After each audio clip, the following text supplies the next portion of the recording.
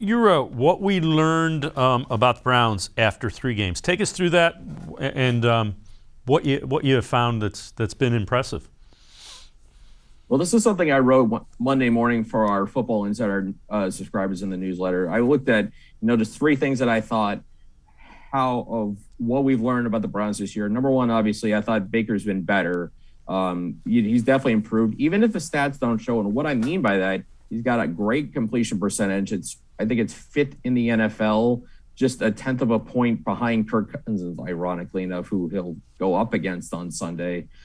He's only got 2 touchdowns, but that's because they've been running the ball so well in the red zone that they haven't needed him to throw the ball into the end zone from inside the 20. I imagine that'll change a little more as teams try and stop that run. Baker will have to throw more in the red zone. We know how good of a red zone quarterback he is, so there's so much room to grow. But it's clear he's taken a step. He's in command of this offense, and over time the number is going to show. So that's number one. Number two, I wrote about just how good this rookie class has played. I mean, we've seen flashes from so many guys in this rookie class. We saw Anthony Schwartz have that big game in week 1. We saw Demetric Felton take over in week 2 when he had that 33-yard catch and run for a touchdown. Week 3, it was Jeremiah Owusu-Koramoah's time to shine. He was outstanding, playing downhill. We talked about Greg Newsome, how solid he's been. It seems like every week, a different part of that rookie class has really stepped up and had their moments. And this is only 3 games into their career, so there's no telling how good they could be.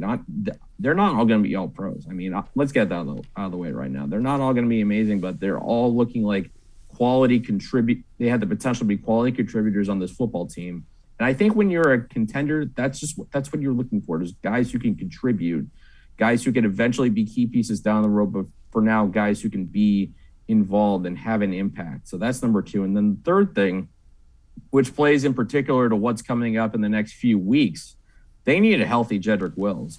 I mean, I give him a lot of credit for gutting it out the last 2 weeks, playing on the ankle injury, but it's clear he hasn't been moving well. And they're going to, as much as you need him in the next few weeks, Danielle Hunter of the Vikings this week, Joey Bosa and the Chargers next week. You got Chandler Jones and J.J. Watt and the Cardinals after that. Then you got the Broncos after that. You got the Steelers after that. It's an endless onslaught of pass rushers the Browns are going to go up against. Now, I understand, you may need Wills for those games, but I don't know if you want to have him out there necessarily trying to gut it out, if that means it's going to re-aggravate his injury or it's going to be a problem in late October, in November, even December. So maybe it's not a bad idea to sit him for a game, maybe 2, to make sure that he's right, because the old saying goes, it's a marathon, it's not a sprint. And if you have to sacrifice, some left tackle play, if you have to have Blake Hance or Chris Hubbard, if he's healthy out there, to make sure your left tackle is right for the games that matter the most at the end of the season in December and January in the playoffs, then that's something I think they have to weigh. But it wouldn't be a bad idea if you wanted to sit Wills for a week just to make sure the ankle's right. That it's a decision that may hurt the team in the game a little bit, but sometimes a short-term sacrifice for a long-term gain is what benefits you down the road.